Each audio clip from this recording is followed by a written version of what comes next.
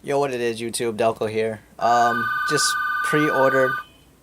The house phone is ringing, which I never answer because it's never from me because I got a cell phone.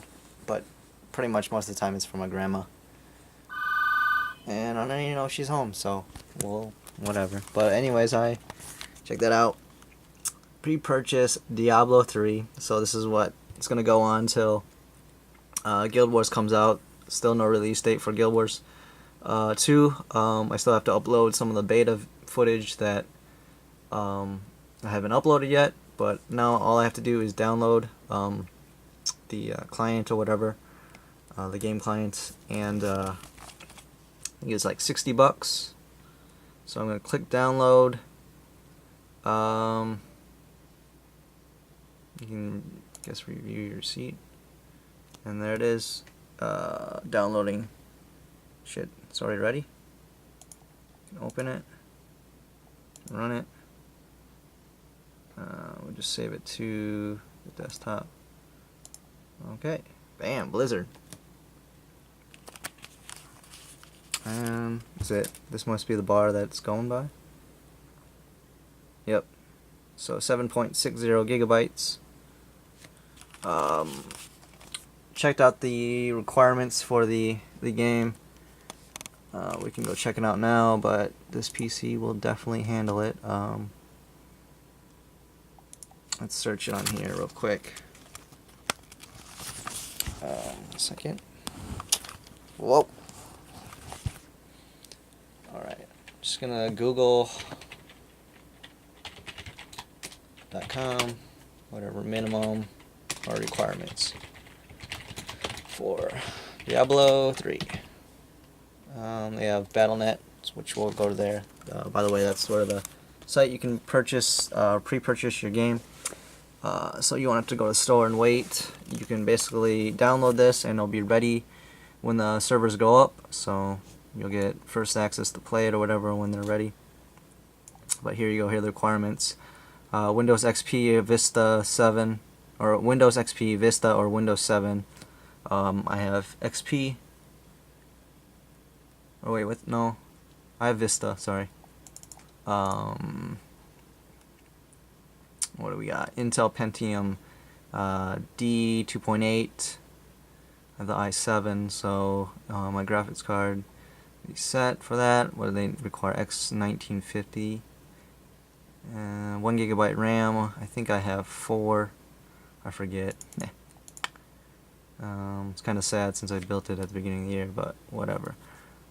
12 gigabyte available. Yeah, I got plenty of that. 500 gigabytes, or that's what I have, brand new. DVD-ROM, which I won't need because it's required for retail disc versions only. I bought the E version, or the electronic copy. Broadband internet connection, yes. 1024 by 768 resolution. I hope this Asus monitor has that. This is the minimum. You can also, looks like you can play on the Mac right there. Recommended system, Windows Vista 7, latest service packs, Intel Core 2 Duo, 2 gigabytes RAM.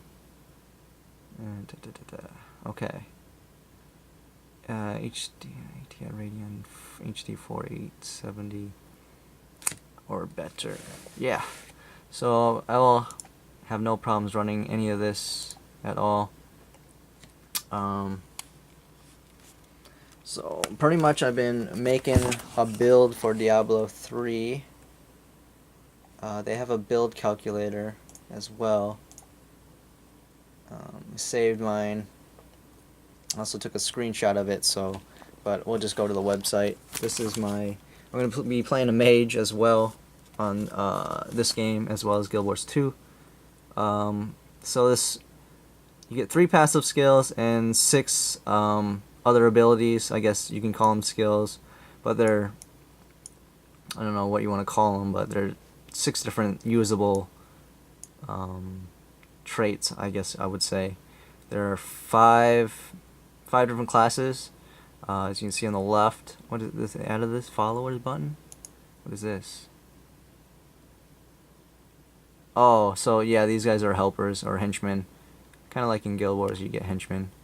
But Looks like you get that. Heals you, or the Templar for. That's pretty cool. I'll probably use this Templar for the most part, or something that can tank a bit. Since, well, anyways, this build is kind of like a all-around build. Has AoE effects, has a close range attack, also has kiting abilities and tanking abilities. So it's kind of an all-around build that, looking from the skills, I have yet to play any Diablo games, so maybe this is a complete dumbass build that I built. But watching a lot of the betas, a lot of the streams, old streams that are saved on Twitch TV, also been just watching YouTube videos anyways. But anyways, we'll start off with this primary ability, Spectral Blade. Basically it's like these air blades that come out. It's a pretty short ranged melee attack. Look pretty effective. People are saying they're pretty strong. Also, the you can click on these and just change your skill. These are the primaries. You can change whatever secondary. You are not confined if you set it to your settings of Diablo 3 to have one primary, one secondary, whatever. You can have two primaries. It's probably not recommended since you only use one. But anyways, you can customize your build as much as you want. You could have 4 defensive abilities if you want. My build calls for 2.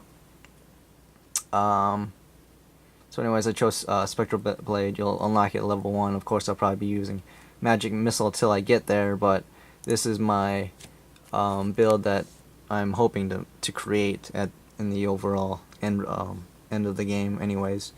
As you can see, required level is level 51. Basically, it just takes the level, your highest or your maximum level of what you need. I think the level cap right now is at level 60, but I'm unsure on that. So anyways, I'll move to the next skill. This is my secondary one.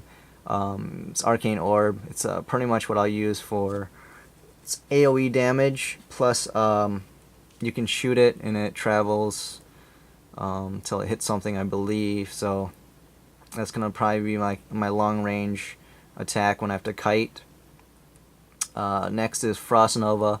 This is my up close ability where I'll freeze like the surrounding enemies and they're just frozen.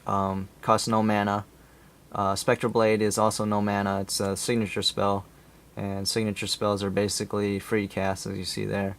So it's just pretty much your primary attack.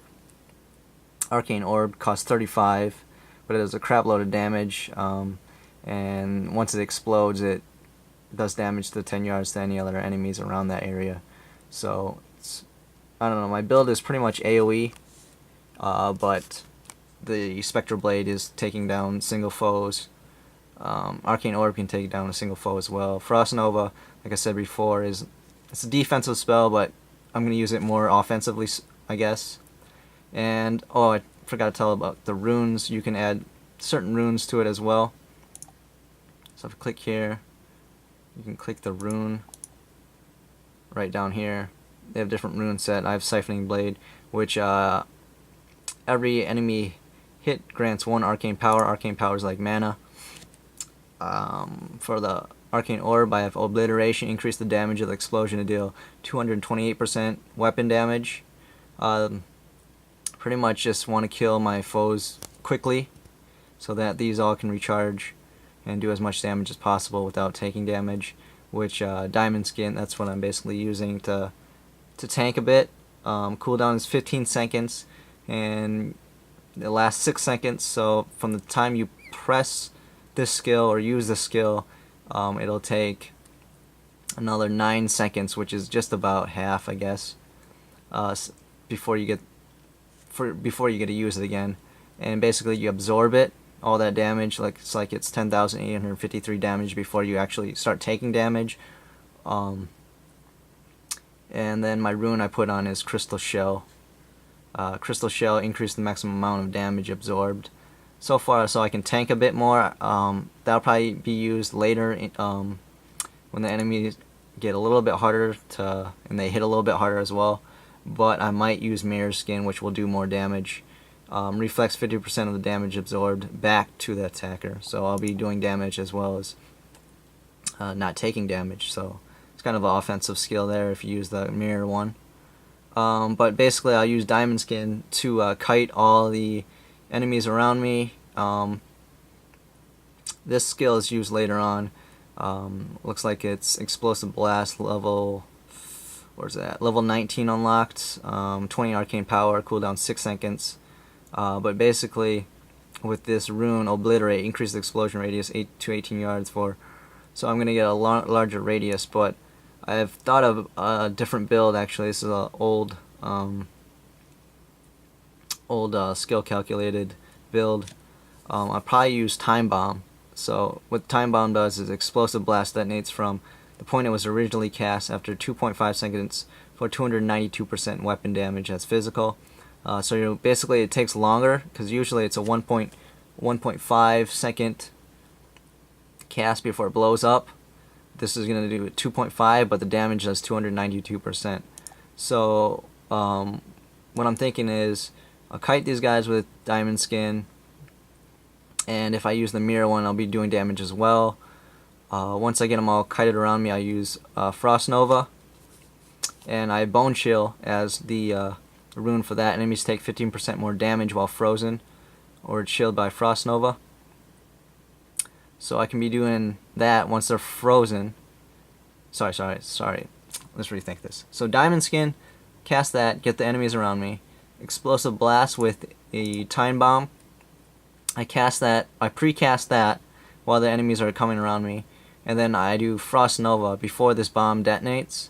So they're frosted, they take all this damage plus the damage when they're frozen, and then my last ability is Wave of Force, which you've probably seen on other YouTube videos. Basically cascades a large, like, I wouldn't say earthquake, but pretty much blast of like air or something. I wish I could show it to you. I think you can see the other skills, but it's pretty much like a shockwave that goes through and does massive damage.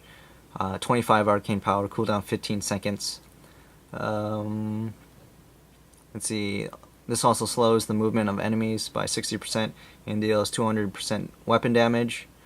What I did here is I took Force Affinity as the rune, and it reduces the casting cost to 15 arcane power, and the cooldown is reduced to 12 seconds.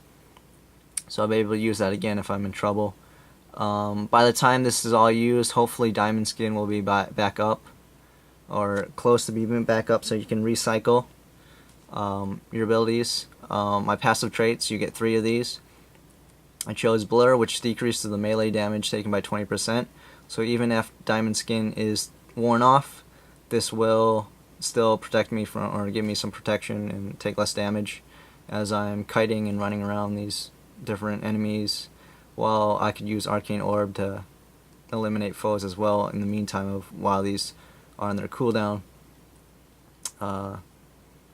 Evocation or evocation, I think it's evocation because you like evoke, but reduces all cooldowns by 15% so that these will all cool down faster. And Astral Presence increases the maximum arcane power by 20 and arcane power regen by 2. So hopefully I'll have arcane power building up all the time, and having a mass quantity to spam whatever I need to kill the foes. There's also Prodigy, which I thought might be decent. That's basically when you deal damage with a signature spell, you gain 4 arcane power.